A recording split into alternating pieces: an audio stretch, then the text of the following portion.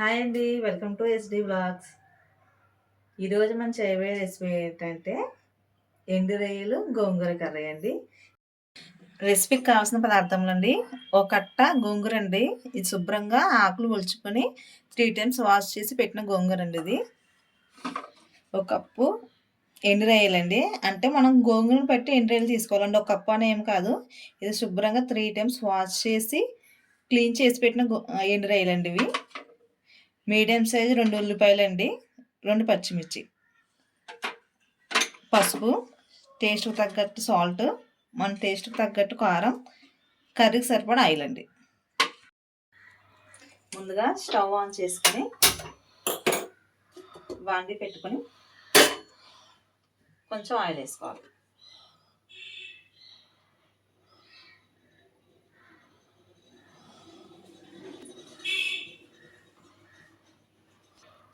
Oil వేడెక్కాక ముందుగా clean చేసుకున్న గోంగూర వేసుకోవాలి.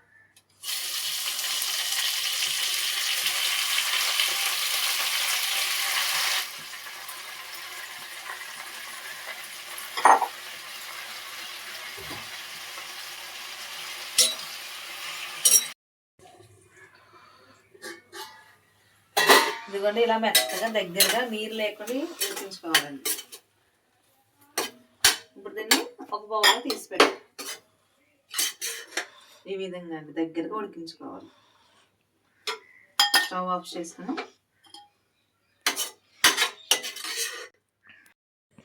స్టవ్ ఆన్ చేసుకుని వేరే వాడే ఏం అవసరం లేదండి, ఇందులో చేసేసుకోవచ్చు.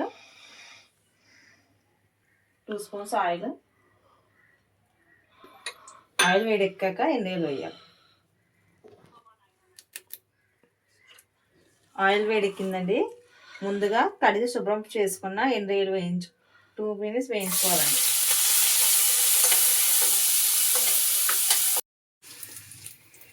టూ మినిట్స్ వేయించుకున్నాం కదండి ఎండురొయ్యలు.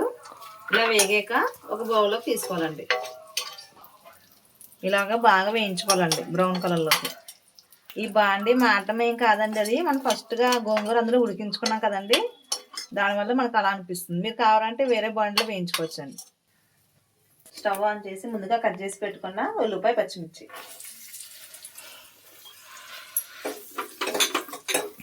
ఇవి బ్రౌన్ కలర్ వచ్చే వరకు బాగా ఫ్రై చేసుకోవాలి.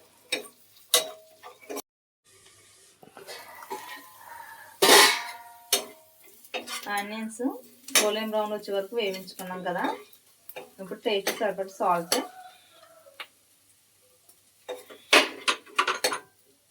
కొంచెం పసుపు,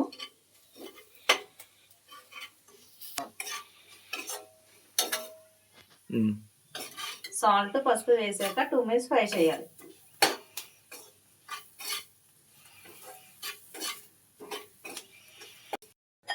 గోంగూర మనం కొంచెం ఉప్పు సాల్ట్ వేసుకుని 2 minutes ఫ్రై చేసుకున్నాం కదండి. ఇప్పుడు కర్రీకి సరిపడా కారం వేసుకోవాలండి. నేనైతే 1 స్పూన్ వేసానండి. మా ఇంట్లో చిన్నపిల్లలు ఉండడం వల్ల మీ టేస్ట్ తగ్గట్టు మీ కారం చూసుకుని వేసుకోండి. ఇలా 1 నిమిషం ఫ్రై చేసుకున్నాకండి ముందు ఆనియన్స్ గోంగూర వేసాం కదండి. 2 minutes ఉడికాక ముందుగా ఎండురొయ్యలండి ఇవి కూడా వేసేసి ఒకసారి కలపాలండి.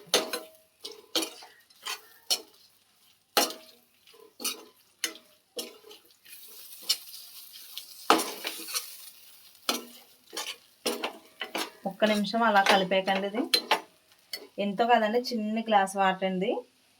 ఇది వాటర్ ఎక్కువ ఏమీ పట్టవండి, చిన్న గ్లాస్ వాటర్ యాడ్ చేసుకోవాలండి.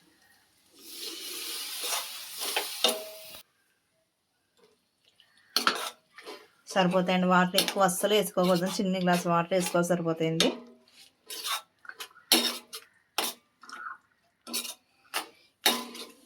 ఇది ఒక 5 minutes సిమ్లో పెట్టుకొని దగ్గరగా ఉడికించుకోవాలి.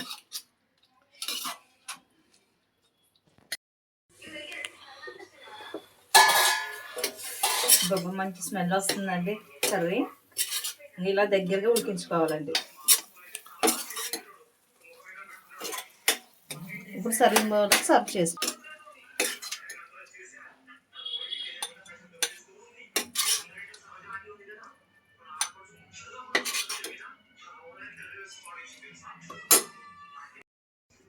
ఎంతో టేస్టీ అయిన గోంగూర ఎండురొయ్యల కర్రీ అండి ఇది. ఇది మా గోదావరి స్పెషల్ అండి. ఇది చేయడానికి పెద్ద టైం ఏం పట్టదండి. కరెక్ట్‌గా 15 మినిట్స్ పట్టింది.